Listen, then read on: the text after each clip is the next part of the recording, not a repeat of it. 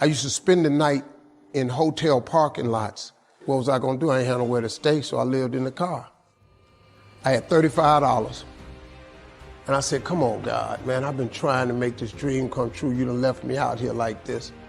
And I was crying so hard that he just said, I didn't like hear a voice or nothing, but he spoke to me. And however, he said, if you get up, I'm gonna take you places you ain't never been. Now I was finna quit. So I said, skip it. I'm gonna quit anyway. So I got in my car, I went to a payphone, and I was gonna call my dad. You remember back in the day where you could punch in a code and call your answering machine and get your messages? So I called and I punched in the code and he said, doop. He said, hey Steve, this is Chuck Sutton with Showtime at the Apollo. We saw a tape of you. You're very funny. If you could get here Sunday night, we'd love to put you on television. Call me back. Let me know if you can make it. So I hung the phone up. I'm crushed because my whole dream of being on TV, and I couldn't get to New York. I got $35. How am I gonna get to New York? I can't make it. So I'm standing there at the phone booth and tears just coming down my face. I said, God, so that must be a sign for me to go home. Cause this it, I ain't even got the money to go to the Apollo. My whole thing, I wanted to be on TV, I couldn't even make the dream come true. This is the most messed up moment. And so I said, man, let me call this dude back and see if he said this Sunday. Cause maybe he said next Sunday and I can hustle up a little bit of money or something. I don't know what I'm gonna do, but let me just call him back. So I called him back. Steve, this is Chuck Sutton, Showtime at the Apollo. We saw a tape of yours. You're very, very funny. Look, we have an opening Sunday night at Showtime at the Apollo. If you can make it, we'd love to put you on TV. I said, it's this Sunday. Before I hit the button, I heard, doop, you have another message. Now, it wasn't there before. So I punched my code in. I listened to the second message. It said, Steve Harvey, this is Tom Sobel from the Comedy Caravan. This was a Thursday. He said, I have a gig in Jacksonville, Florida on Friday night that pays $150. If you can get there Friday night, you'll make $150. So I called him back and I said, hey, Tom, did you get a gig away? He said, no, it's still available. He said, can you get there? I said, I'm in Pensacola, Florida. I'm 3.5 hours away. So I drive to Jacksonville, Florida, and that night I made the 150. Club owner said, man, you funnier than the guy we hired. If you stay tomorrow night, I'm gonna give you another $150. So now I got $300. So I get on the phone, I call Chuck Sutton. I say, hey man, is the gig still available at Showtime at the Apollo? He said, yeah, we got one opening left. I said, I'll be there. So I called Eastern Airlines, who used to be open back then. They had a special for $99 going from Jacksonville, Florida to New York round trip. So I parked my car at the airport, got on a plane, flew. Everything I had was in 2 bags. Got to the Apollo. I said, hey man, I'm here. I got there at 11 o'clock in the morning. He said, you can't stay here because you don't come on to the late show tonight. I said, man, I ain't got nowhere to go. I said, if you just let me stay in this building, man, I ain't gonna move around nothing. I ain't got nowhere to go. I'm in Harlem. I can't go back out here. I got these 2 bags. I got victim wrote all over me, man. So he said, all right, if you go upstairs, don't come down. So he put me in the dressing room on the 6th floor. So that's where all the comedians was. So I stayed up there. I got hungry around 3 o'clock, man. I couldn't take it no more. So I went back downstairs, a dude named Alton Liston. I said, hey man, he said, man, I thought I told you, don't come down them damn steps. I said, hey man, I'm just hungry, man. I said, let me go to that KFC I saw on the corner. Just let me get some chicken. I'll come right back. He said, man, if you ain't back in 20 minutes, you ain't getting in this building. So I went, bought me some chicken, came back. So the comedians started coming in the building. They started coming up on the 6th floor.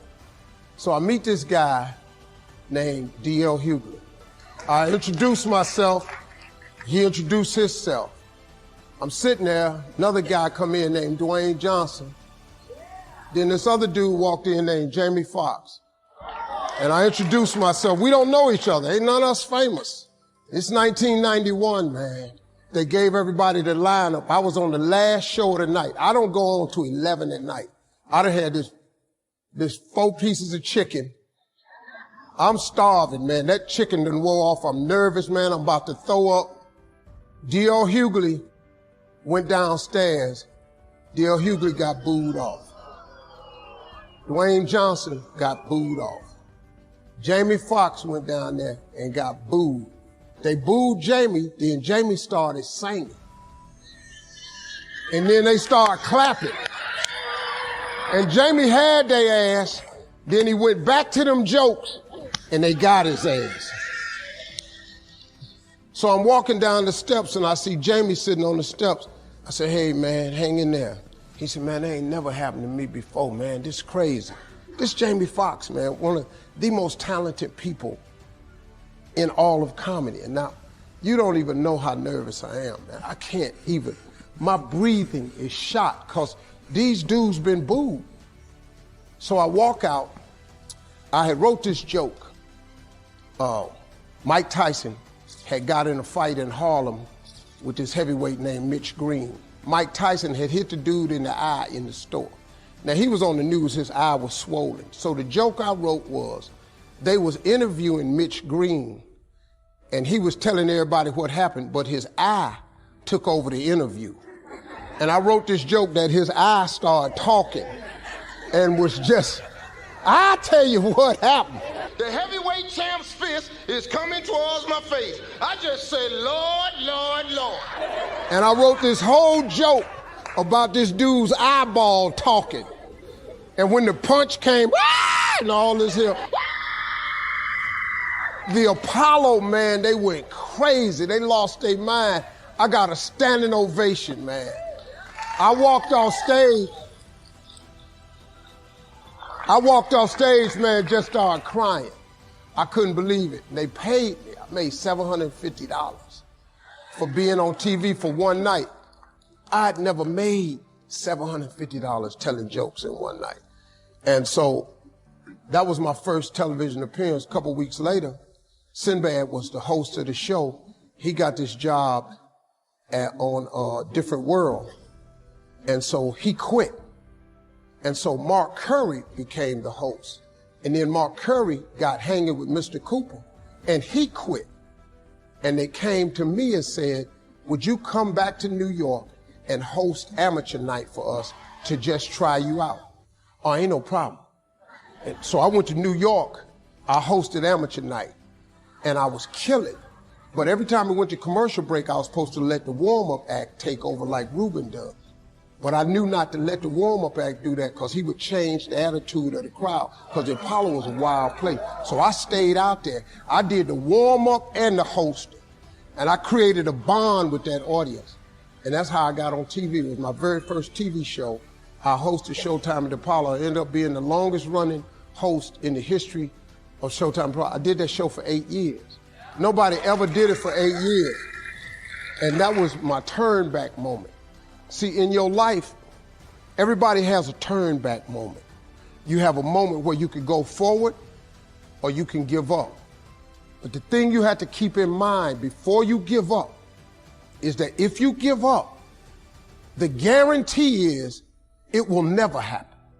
That's the guarantee of quitting, that it will never happen no way under the sun. The only way the possibility remains that it can happen is if you never give up no matter what. Because God is always coming. He's never too late. At your worst moment, look, man, when they told me I had to be in New York, I saw no way I could get there. But that God, though, he make the phone ring. I end up in Florida, I make $300. Then I go to New York, I make $750.